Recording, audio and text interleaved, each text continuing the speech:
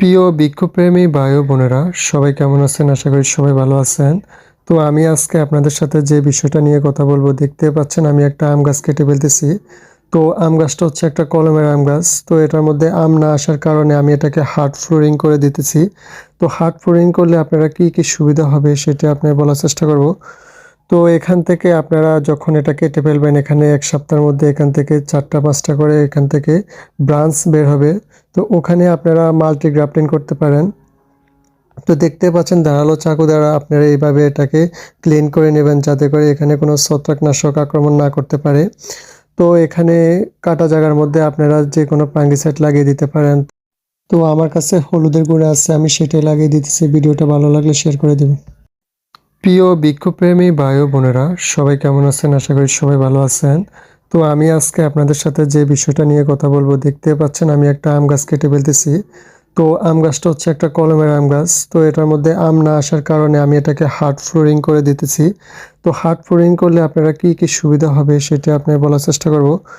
তো এখান থেকে আপনারা যখন এটা কেটে ফেলবেন, এখানে ১ সপ্তাহের মধ্যে এখান থেকে ৪টা ৫টা করে এখান থেকে ব্রাঞ্চ বের হবে। তো ওখানে আপনারা মাল্টি গ্রাফটিং করতে পারেন। তো দেখতে পাচ্ছেন ধারালো চাকু দ্বারা আপনারা এইভাবে এটাকে ক্লিন করে নেবেন, যাতে করে এখানে কোনো ছত্রাকনাশক আক্রমণ না করতে পারে। তো এখানে কাটা জায়গার মধ্যে আপনারা যে কোনো ফাঙ্গিসাইড লাগিয়ে দিতে পারেন।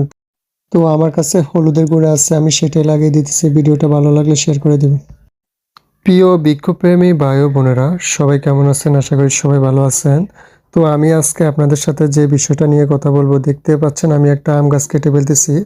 তো আম গাছটা হচ্ছে একটা কলমের আম গাছ। তো এটার মধ্যে আম না আসার কারণে আমি এটাকে হার্ড ফ্লোরিং করে দিতেছি। তো হার্ড ফ্লোরিং করলে আপনারা কি সুবিধা হবে সেটা আপনার বলার চেষ্টা করব। তো এখান থেকে আপনারা যখন এটা কেটে ফেলবেন, এখানে ১ সপ্তাহের মধ্যে এখান থেকে ৪টা ৫টা করে এখান থেকে ব্রাঞ্চ বের হবে। তো ওখানে আপনারা মাল্টি গ্রাফটিং করতে পারেন। তো দেখতে পাচ্ছেন ধারালো চাকু দ্বারা আপনারা এইভাবে এটাকে ক্লিন করে নেবেন, যাতে করে এখানে কোনো ছত্রাকনাশক আক্রমণ না করতে পারে। তো এখানে কাটা জায়গার মধ্যে আপনারা যে কোনো ফাঙ্গিসাইড লাগিয়ে দিতে পারেন। তো আমার কাছে হলুদের গুঁড়া আছে, আমি সেটাই লাগিয়ে দিতেছি। ভিডিওটা ভালো লাগলে শেয়ার করে দেবেন।